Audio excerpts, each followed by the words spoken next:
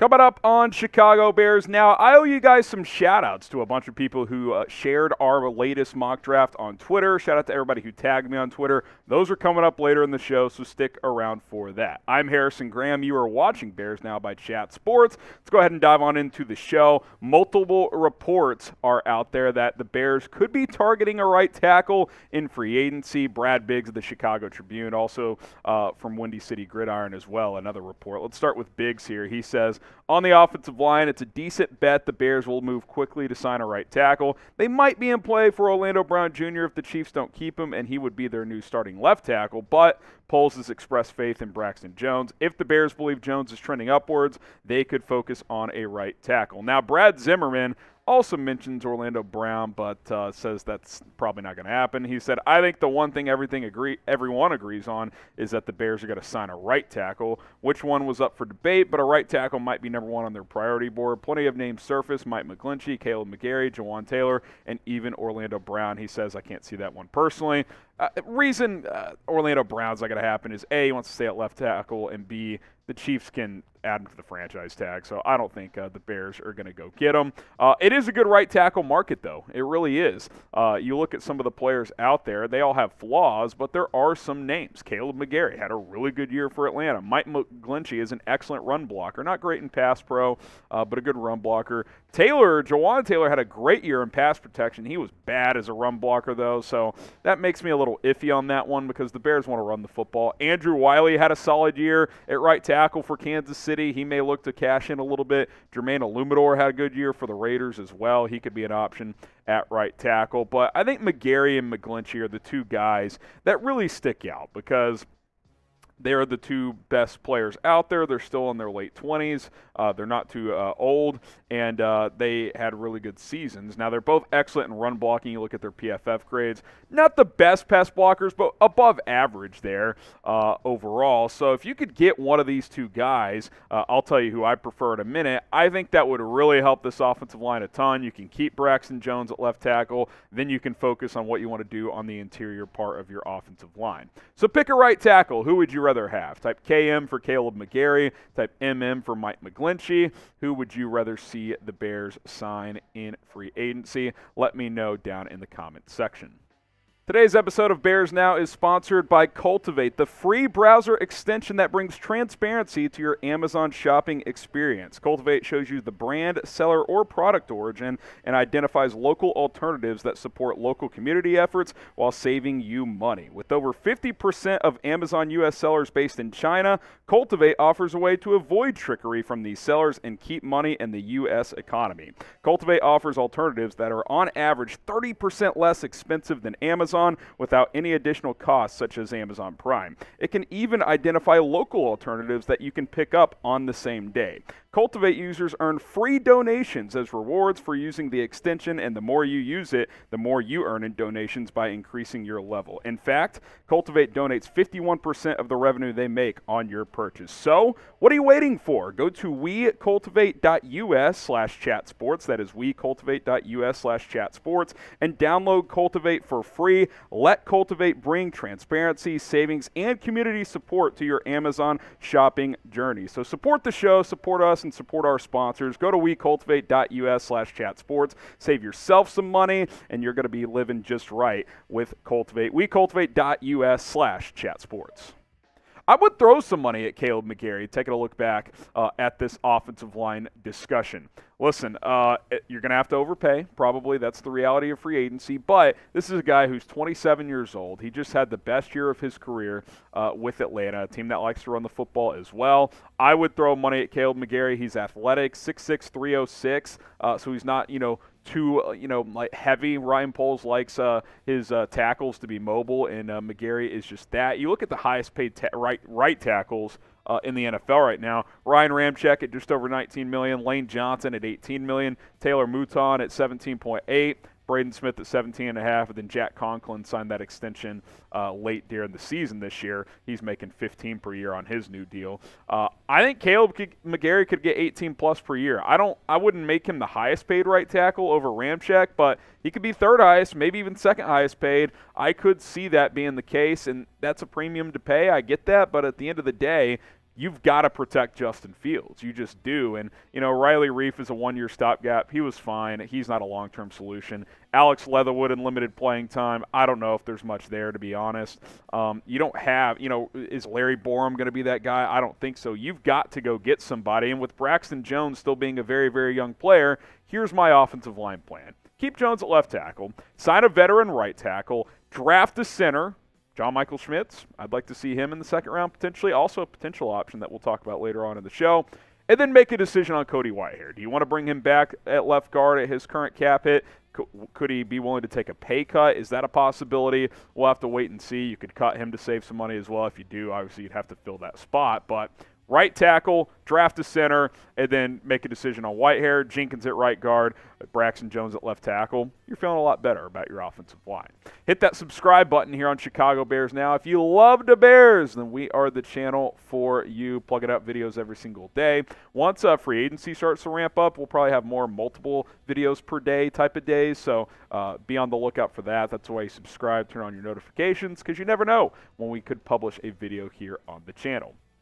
I want to talk about Justin Fields recruiting Jaxon Smith-Njigba again today. We talked about this a little bit on yesterday's episode, but I wanted to expand because yesterday's show kind of, focused more on Colin Cowherd's trade idea than other stuff from the Pardon My Take interviews. So I do want to get back to this thought of Jaxon Smith-Njigba in Chicago, because Fields did tell Big Cat and PFT that he'd like to see Smith-Njigba in Chicago. Obviously, they overlapped for 1 year at Ohio State in 2020. In 2021, Smith-Njigba was unbelievable. Remember, he had the best season for a wide receiver in the country that year, and he had teammates of Chris Olave and Garrett Wilson. He put up bigger numbers than both of them. This time last year, I loved Smith-Njigba. I remember thinking if he was draft eligible, he might be the first receiver off the board last year. Obviously, this year he has a frustrating season, barely played, had a lingering hamstring issue, and there's kind of some debate about where he'll go in the draft. Some think he's the best receiver in the draft. Some think he's a second or third round pick. It's going to be interesting. Here's my big question. Can Jaxon Smith-Njigba play on the outside frequently in the NFL? And by frequently, I mean 30 to 50% or more, because I do think his biggest strength is playing in the slot and finding those mismatches, but the elite receivers can move around and play on the outside. And when you look at the Bears wide receiver depth chart, Mooney's going to play slot a decent amount, I think. Claypool's a guy who's played some slot in the past, so you need a guy with versatility, or really, you need a true X receiver in Chicago. A DeAndre Hopkins, for example. Even a Keenan Allen, who could play that role as well if you need him to, if he were to get cut. Michael Thomas, if he could be healthy after he gets cut, which he will. I don't really think JSN is an X receiver. Now, that doesn't mean I wouldn't draft him. That doesn't mean I don't think he can play some on the outside, but that's not really his skill set. So, as much as I would like JSN, and I do think he has number one wide receiver potential, he doesn't really fit that mold of a guy who sits primarily on the outside, which is fine. I like guys who can move around. Claypool and Mooney can, and Smith-Njigba can as well. Can he play enough on the outside in the NFL? That's my one big question. Now, a lot of draft prospects at receiver. Quentin Johnston, who could be that X receiver. Jordan Addison, Jalen Hyatt, I think, is going to have a big combine. Zay Flowers is skyrocketing up boards. I like Josh Downs. I think Cedric Tillman's going to be a good pro. Kayshon Boutte has some, I don't want to say red flags, but some question marks about off-the-field stuff. We'll see where he goes. A.T. Perry at 6'5" out of Wake. He's interesting. Rashee Rice is a bigger receiver. Curious to see where he goes. But then you look at free agency, and it's pretty thin, right? Michael Thomas, asterisk next to his name, because technically he's not a free agent yet, but he is almost certainly going to get cut. If he's a free agent, I would be intrigued by him, of course. But, OBJ, I don't think Chicago is where he wants to go. Juju's intriguing. I would be interested there, but I think he could cost more than he should probably get. Jacoby Myers, Alan Lazard, you look at these other guys, these aren't number ones. They're maybe not even number twos when you look at it. So you're going to have thin pickings in free agency when it comes to a receiver, which is why a trade for a guy like DeAndre Hopkins or drafting someone like Jaxon Smith-Njigba or Quentin Johnston could be just what the doctor ordered. Now, name a wide receiver that you think the Bears should draft or sign this offseason. We're less than a month away from free agency.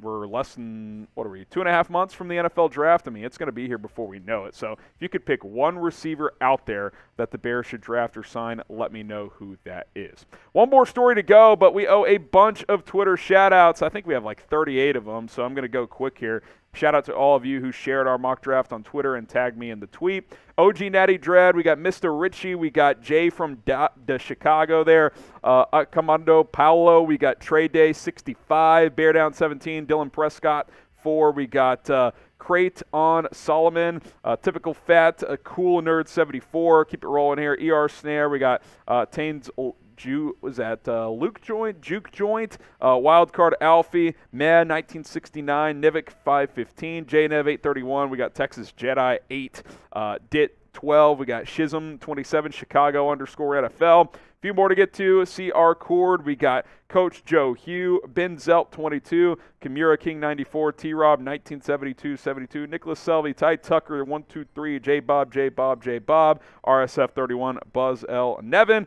Last one's here, Beef Roll Chef, J Nitch 1916, Allen, Go Allen 511. We got Ba Shai Audon, Hal 7878, Bossman Eware, Big A 201, Zach Francois. Shout out to the real ones for sharing our video. And if you want to follow me on Twitter, it's at HGramNFL. All right, another draft story before we get out of here. Could Chicago draft Steve Avila, the interior offensive lineman out of TCU, my alma mater? So I've watched him quite a bit. Report out there that the Bears, along with a couple other teams, I think the Bills were another one, have had extensive meetings with the draft prospect. And obviously the Bears saw Avila up close at the Senior Bowl. Luke Getsy was a head coach for one of the teams. And then Matt Eberflus and Ryan Poles were there throughout the week as well evaluating. So they've already spent some time with him up close.